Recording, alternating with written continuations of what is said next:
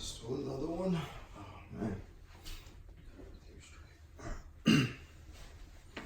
Oh goodness.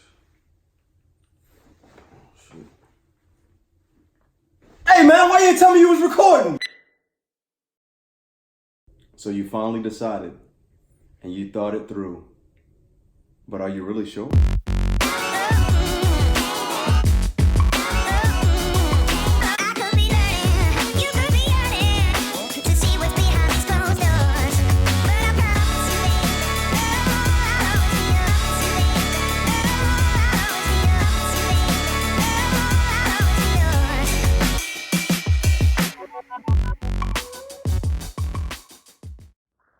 Hey, what's going on, everyone? This is Chris from Advice from a Soldier. Before I get into the content, if you haven't already, hear me out on this. Hit the subscribe button.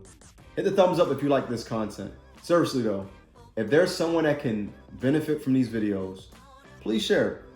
Share it with as many people as you can, because like I stated in a video before, this is not just for you. It's not just for me. Hopefully the world can benefit from it. Fitness is good.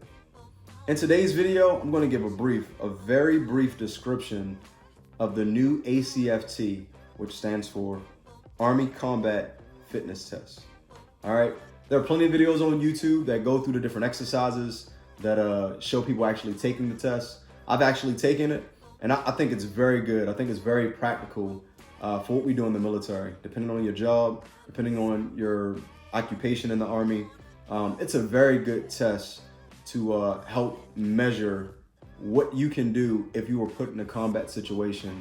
Could you actually perform the duties that you need to perform? Okay, so the first event that you actually do during the ACFT is the deadlift. The deadlift is awesome. I like to say that the deadlift is the Swiss Army knife of all exercises, because you are working multiple muscles when performing the deadlift. So how is the deadlift practical for those who are in the military? Why did the Army say, let's add this exercise to the actual ACFT? Let's say you're a fueler or you handle ammo and you need to lift up any ammo cans or any fuel cans. The motion that you would use would be the same motion when performing a deadlift with the hex bar that we use in the military. So we're not using a straight bar like you would see in some of these CrossFit channels or in some of these fitness channels.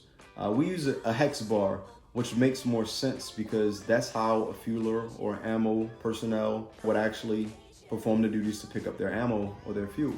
So how is the deadlift practical for just your average person?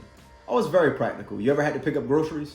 You ever had to pick up 2 bags with juice or milk? If you have family out there, you know what I'm talking about. How do you do it properly? Do you just bend over straight with your back slouched over and then you just yank it up? If you do that, you may hurt yourself. So learning this exercise, not only for the military, but also if you're a civilian, is real good, especially if you have a hex bar. That's my recommended device to use for deadlift. I am not a physique bodybuilder. Look at my frame, right? So take this advice with a grain of salt. Some people live and die by the straight bar. I think for posture and great body composition, using a hex bar is actually my preferred method. So the next exercise is the standing ball throw. And all that is you have a 10-pound ball and you're throwing it over your head. You have a line that you can't cross, and you get 3 opportunities to score the score that you need to score. This is actually a good exercise because it measures flexibility. Are you flexible enough, or are you stiff when throwing the ball over your head? So some people may think like, what in the world does that have to do with anything?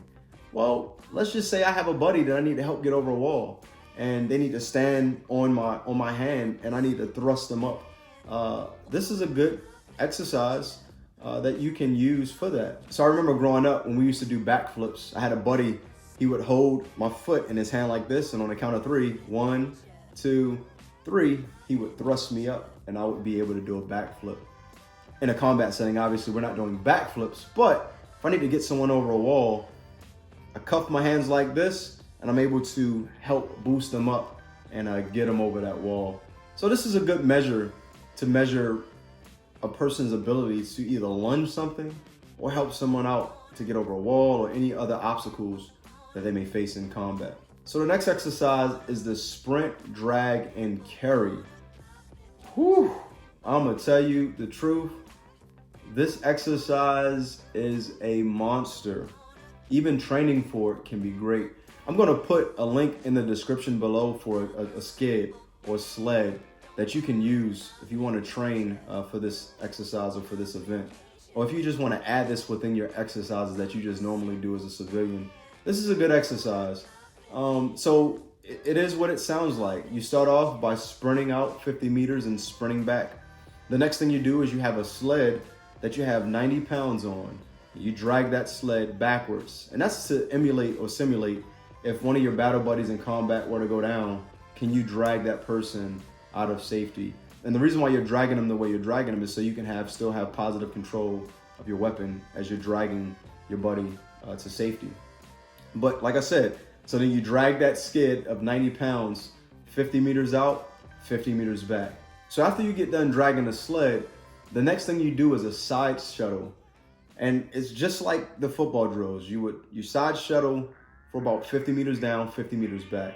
Now I'll tell you, I thought that would be the easiest part of the sprint, drag, and carry, but it was actually pretty tough. My legs felt like I was on ice. I felt like spaghetti noodles was attached to my hips because my legs were just so weak. Once you get done that, you get back and then you have to pick up these 40-pound kettlebells. 40 pounds on one arm, 40 pounds on the other arm. And you're, as fast as you can, running down 50 meters and running back 50 meters. Now you want to control it because you can't, if you drop the kettlebells, you got to start over. So it's a control pickup, run down, run back, and then a control put down. And then once that's complete, you sprint another 50 meters and another 50 meters back. I tell you, that was probably one of the most challenging parts of this entire Army Combat Fitness test. It was challenging. I wound up doing it in about 1 minute and 49 minutes, which was good. But like I said, I trained up for it. So that's always a good thing. You don't want to enter into these events or anything fitness without training. You want to work your way up. You don't want to just go 100 miles an hour once you get the exercises in your head that you want to do. You want to work your way up. You want to train for it. So the next event, which is the second to last event, is the leg tuck. And a leg tuck, all you're doing is, and it's kind of measuring your upper body strength. Can you do a pull-up? All you're doing in a leg tuck is you're hanging from a pull-up bar with your hands like this, no further than a fist apart. And you're starting from a dead hang. And what you're gonna do is you're gonna slightly put a slight bend in your elbows, and you're gonna knees and thighs, and they should touch your elbows, somewhat like this. I have a bar, but I'm gonna show you. And you're gonna bring them up, boom. And as long as your knees or your thighs touch, you're good to go. I have my arms bent in a 90 degree. It doesn't have to be that. It could be slight, bring them up, touch. And both have to come up and touch. That event isn't hard. Like I stated earlier, if you do the Swiss Army knife of exercises, the deadlift, that can help. Also doing pull-ups. Definitely doing pull-ups can help with that. And then the last exercise, the one that all of us hated that they kept, is the 2-mile run. After doing all of that, I honestly thought that I was done. I was smoked. I wasn't gonna be able to do 2 miles, but I actually did it. My body was actually a lot looser than the old school APFT, whereas as soon as you get done doing your sit-ups, your hip flexors are tight, and now you gotta run 2 miles. With the ACFT, it wasn't the case. Now I have to admit, my run time did drop about 1 minute than what I normally run. I normally run low 13s, high 12s. I wound up running 14, low 14. It was like a 14:09.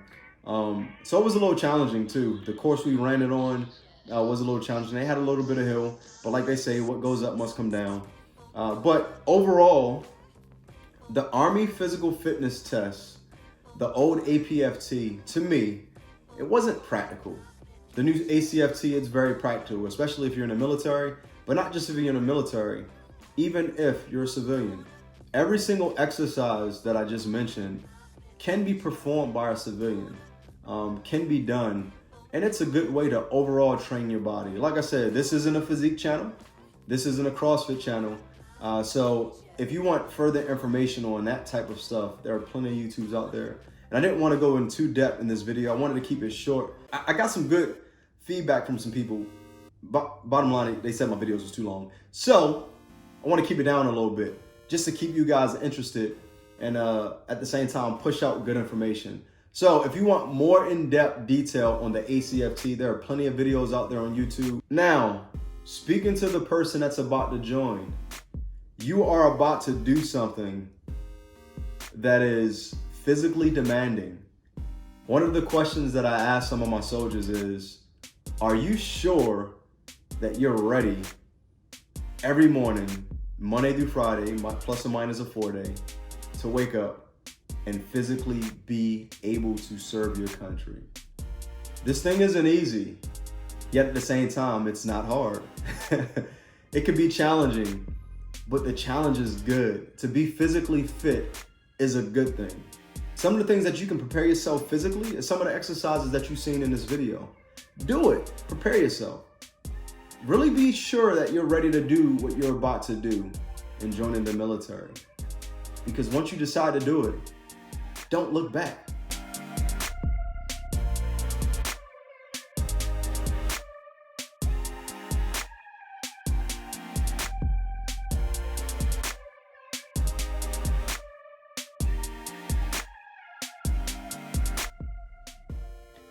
What's going on, everybody? What's going on, everyone? This is Chris from Advice from a Soldier. Hey, in today's video, I'm going to give a brief